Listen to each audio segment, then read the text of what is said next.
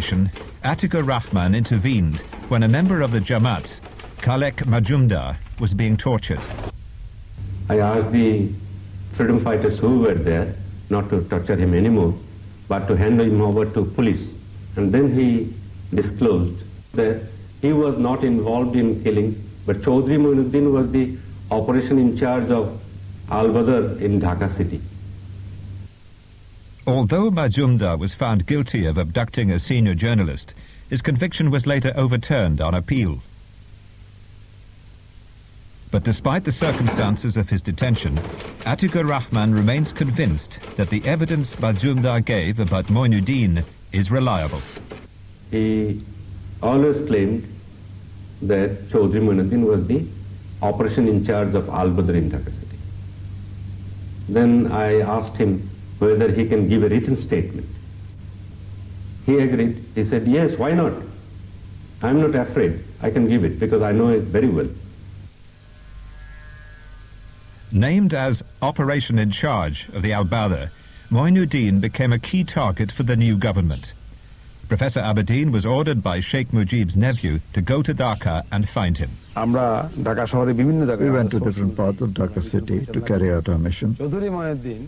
Chaudhry Mueen-Uddin could not be found, and we discovered either the Pakistan army or the collaborators had helped him to escape from Bangladesh.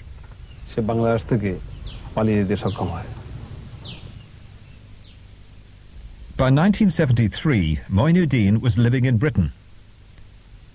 He made no attempt to hide his identity, and despite his past, the Home Office granted him British citizenship.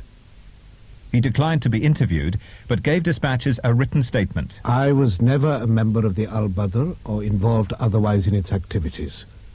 All the accusations being made against me are therefore utterly false and malicious, and either politically motivated or instigated otherwise. Mueen-Uddin insists that he has never been charged with any offence. He claims that all war crimes committed in Bangladesh were thoroughly investigated by the authorities. But this is not true. Although Sheikh Mujib's government banned the Jamaat, it only prosecuted some war criminals before granting an amnesty to political collaborators. Following his assassination in 1975, the country was in effect under military rule for 15 years. The pursuit of war criminals was suppressed as an issue.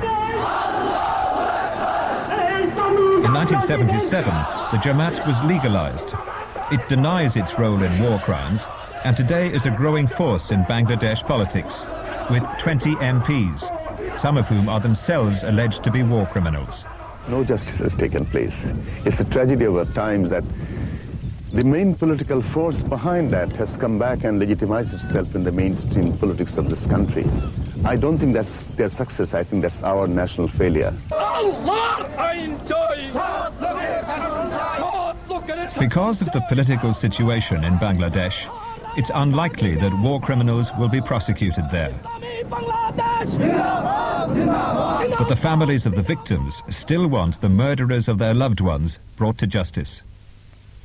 I can only demand their punishment since I was hurt.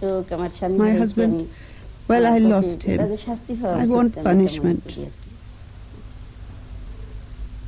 This I want from my heart.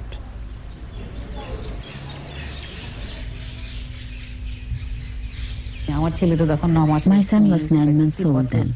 My daughter was 3.5. I had to bring them up alone. They have a great anger and accusation in their minds, a sense of injustice. Why is there no trial? Can no one try this matter? The British government can. Under the 1957 Geneva Conventions Act, it could bring Bangladeshi war criminals resident in Britain to trial.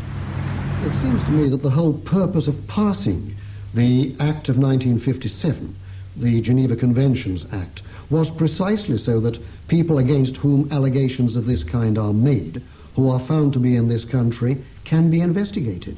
If that doesn't happen, then it seems to me it would be a waste of time passing the Act. There is such a law in Britain which allows the government to arrest, prosecute and try someone involved in war crimes. I would like the British government to go ahead with that procedure.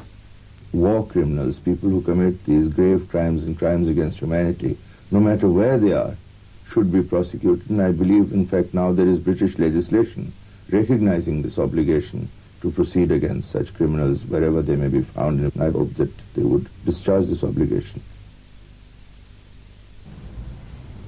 In Scotland Yard, there's a special unit investigating alleged Nazi war criminals living in Britain. Similar investigations could be mounted against Lutfur Rahman, Chowdhury Mueen-Uddin and Abu Saeed. I would like to see the evidence gathered together, the investigation completed, and the results put before the prosecuting authorities so that they can decide whether there is sufficient evidence in each particular case.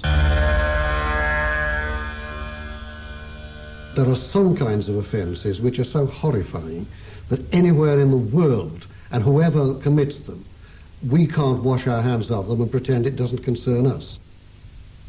Dispatches has passed the details of this investigation to the Attorney General's Office, the All-Party Committee on War Crimes, the Home Office, and Scotland Yard's War Crimes Unit.